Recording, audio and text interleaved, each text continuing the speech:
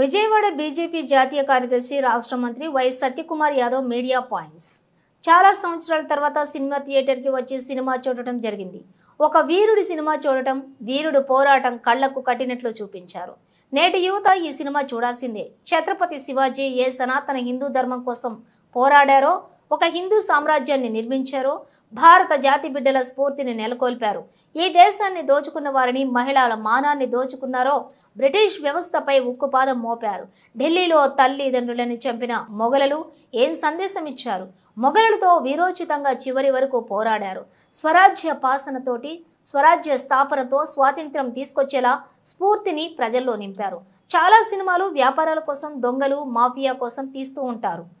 స్మగ్లర్లని హీరోలుగా చూపించడం వల్ల భావితరాలకి ఎలాంటి సందేశం ఇద్దామనుకుంటున్నారు? మంచి సందేశం ఇచ్చేటటువంటి సినిమాలు తీయాలి. బీజేపీ సంఘటన ప్రధాన కార్యదర్శి మధుకర్ జీ, బీజేపీ జిల్లా అధ్యక్షులు అడ్లూరి శ్రీరామ్, మైనారిటీ మోర్చా రాష్ట్ర అధ్యక్షులు షేక్ బాజీ, ఎన్టీఆర్ బీజేపీ జిల్లా నేతలు, పలువురు మంత్రితో పాటు సినిమా వీక్షించారు. అటువంటి వాటి కోసం సినిమాలు చాలా రావాల్సిన అవసరం ఉంది. జాతి హీరోలు అనేకమైన నిజ జీవితాలకు సంబంధించిన సినిమాలు రావాల్సిన అవసరం ఉంది. వారు మన కోసం మొదటి స్వాతంత్ర సమరయోధులుగా చెప్పుకోవాలి సార్. ఛత్రపతి శివాజీ, సంభాజీ మహారాజు. ఎందుకంటే వలస పాలకులతో మొదట పోరాడింది వారే. ఈ స్వరాజ్య స్థాపన పేరుతో స్వాతంత్ర కాంక్షని భరత జాతిల్లో కలిగించింది, రగించింది వారే. వారిని స్ఫూర్తి తీసుకున్న అనేక మంది, మహాత్మా గాంధీ దగ్గర నుంచి, వీర సావర్కర్ దగ్గర నుంచి, భగత్ సింగ్ దగ్గర నుంచి, చంద్రశేఖర్ ఆజాద్ దగ్గర నుంచి, లాలా లజపత్ రాయ్ దగ్గర నుంచి, చంద్రశేఖర్ ఆజాద్ లాంటి వీరులు, సుభాష్ చంద్రబోస్ లాంటి వీరులు ఈ భరత జాతి మీద పుట్టారు. వారందరూ కూడా స్వామి వివేకానంద, ఛత్రపతి శివాజీ మహారాజుని, సంభాజీ మహారాజుని ఆదర్శంగా తీసుకున్న వాళ్ళు ఈ దేశానికి స్వాతంత్రం సిద్ధించడానికి బలిదానాలు చేశారు. వారిని హీరోలుగా చూపించాలి, వారి జీవితాల మీద సినిమాలు తీయాలిగా. నేను నిజంగా సినిమా ఎందుకంటే చాలా పెద్ద మాధ్యమం, అనేక మందిని ప్రభావితం చేయగలరు.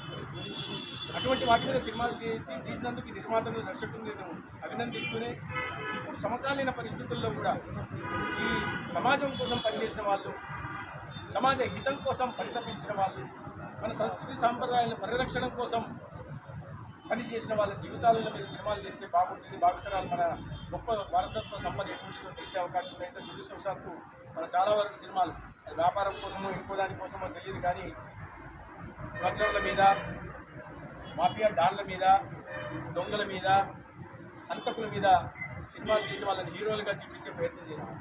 తద్వారా ఏ రకమైన సందేశం భావితరాలకు ఇవ్వాలనుకుంటున్నారో, యువతరానికి ఇవ్వాలనుకుంటున్నారో నాకైతే తెలియదు. వ్యాపారం ఉండొచ్చు, కానీ వ్యాపారం కోసం ఒక రకమైన ఏది స్మగ్లర్ని హీరోలుగా చూపించే ప్రయత్నం చేయడం మంచిది కాదని, ఎవరి ఇష్టం వాళ్ళని. ప్రజాస్వామ్యంలో ఎవరు ఏదైనా చేయొచ్చు, కానీ దాని ప్రభావం, దుష్పరిణామాలు ఉంటాయి. మద్యానికి బానిసలు అవుతున్నారు, లేదా డ్రగ్స్కి బానిసలు అవుతున్నారు. హీరోతో డ్రగ్స్ చూపించడం, డ్రగ్స్ తీసుకోవడం చూపిస్తే యువత మీద ఆ ప్రభావం ఉంటుంది. గాంజా తీసుకుంటుంటారు హీరోలు, యువత మీద ఆ ప్రభావం ఉంటుంది. ఈ రకంగా ఉంటున్న నేపథ్యంలో ఒక మంచి సందేశాన్ని ఇచ్చే సినిమాలు కూడా తీయాలని సందర్భంగా పుట్టినటువంటి అనేక మంది హీరోల జీవితాలు రావాల్సింది.